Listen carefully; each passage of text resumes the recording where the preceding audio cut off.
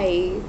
So today I will be taking a quick crash course on how to journal and how to begin your journaling journey, because it's something that is great to have as a habit to do daily, to build discipline, to just increase productivity in general, and also manage your finances and sticking to your budget. So there are multiple benefits of journaling that one can achieve if they start this habit, if they can maintain this habit of journaling. So let me start with showing you my current journal. It's called Let's Goal 2020, and as opposed to what a lot of people might have thought, I've actually used my journal a lot during the lockdown, and it's helped me to achieve a lot of personal goals, to manage my work, to finish all my to-do list, to see where my budgeting is going, to see what I'm eating. I've also managed to lose a lot of weight during the lockdown. So I started with the 71 kgs in February, when I started this new diet called Bright Line Eating. And before my wedding, which was in August, I was 55. So again, I have a lot of credit to give to my journal for this. And the weight loss journey is a separate topic altogether, but today I'll be talking about how to start journaling. So yeah, let me take you through the journey. Let me show you all the pages, what all you can do. You can make your own journal too if you have that creative bone in your body, and if you have that kind of inclination to sort of use washi tapes, have a plain journal, and just make your own sections of things that you want to sort of note down. I use a preset one because it just makes my life simple and it has all the features that I want to put in. And this is the first time I've used this one. Before this, I've been using the Alicia Souza journal, which is also fantastic. And yeah, let me show you the insides of this now. So this is what the journal looks like.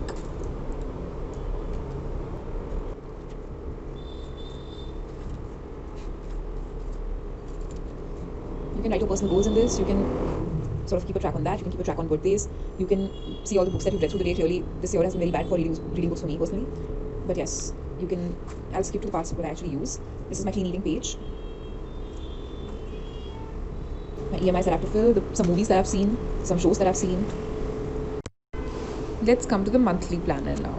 So this is what the monthly planner starting page looks like. Let's start with October because that's the new month now.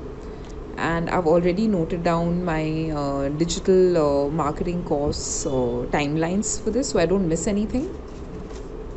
Then this is your goal tracker, where you write down about your various goals of the month, your to-dos, your events, ideas, your progress in achieving the goals. This is a habit tracker. So in the habit tracker, you can basically talk about habits that you want to increase the frequency of, or cut it down completely, so you can see how you're actually faring through the month through all the habits. For example, you want to read more, so you can write about read books, and you can actually take the days that you've read the book, and you can write content that you watched on Netflix, so you can see how much you're binging. If there's anything else that you want to cut down, any bad habit, you can also write that and see how much of that has happened through the month. This also has a period tracker. It has a sick days tracker to see how much you've fallen ill through the month.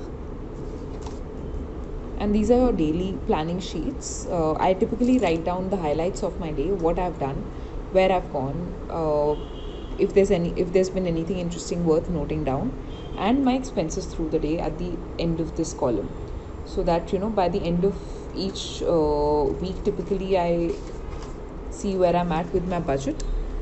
And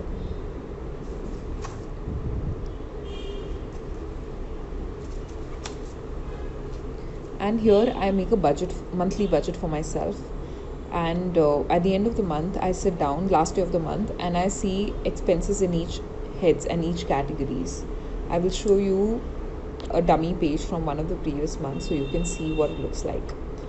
So yeah, this gives you a very good idea of what you're doing with your money. And this is your savings box, where you can, if whatever you've saved through the month, you can add it there. You can always go back to it once you've if you've forgotten how much you've saved the previous month.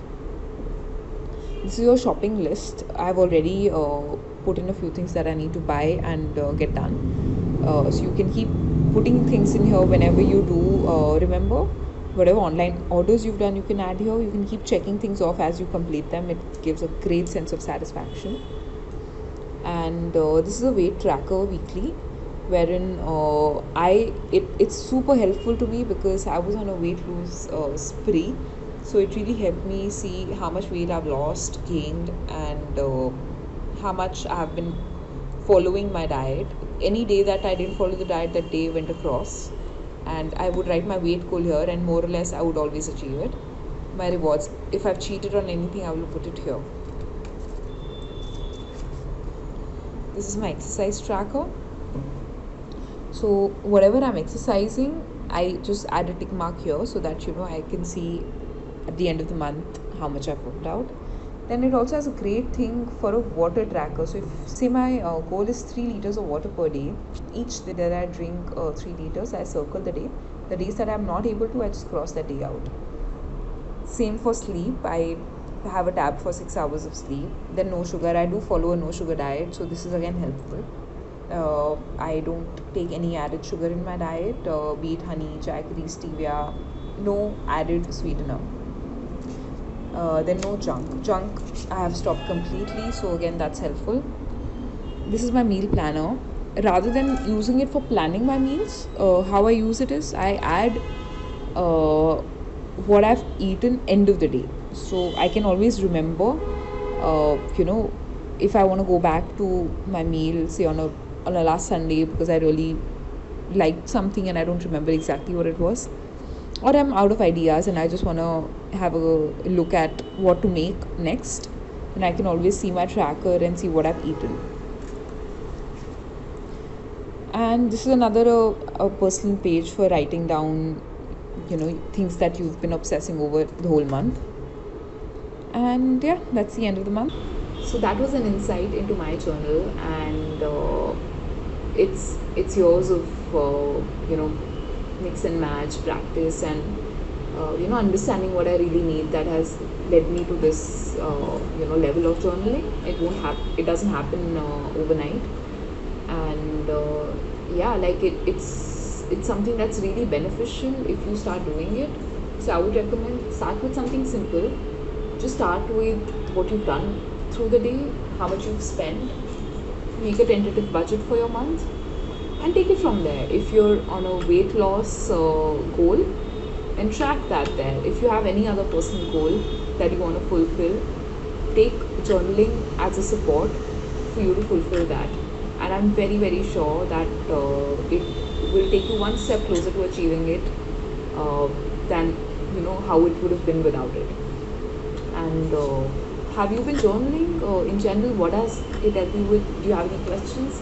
Please send me comments, and I'm sure to reply to everything, whatever you have confusions with, whatever you have questions about, and very happy to answer. So yeah, let me know how I can help you, and keep journaling.